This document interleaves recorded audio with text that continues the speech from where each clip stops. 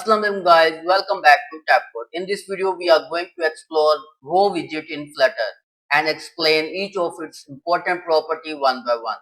By the end of this video, you will know exactly how to build powerful horizontal layout with the row widget. So let's get started. The row widget in Flutter is used to arrange its children widgets horizontally from left to right. It's super useful when you want multiple widgets in a single line like button, icon or text. Only you want to do wrap your widget with row widget, and I can copy this widget and paste down here.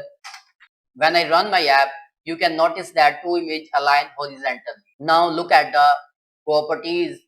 If you want to add space between these two images, you can use space property and add your value. When I run my app, you can see 10 pixel padding here. If you want to control how the children are aligned horizontally, you can use main axis alignment dot, and you can use any value here like center, and when I run my app, these two images align center. Now if you want to control vertical alignment of the children, you can use property cross axis alignment dot, and you can use any value like center, baseline and start stretch. So I can use center, and when I run my app, you can notice that there is no changes in the output because the height of the row is equal to the height of their children.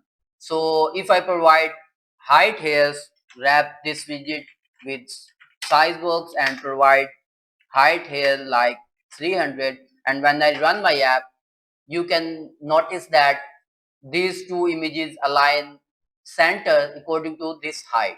And if I change this to end, and when I run my app, these two images align at the end of this height.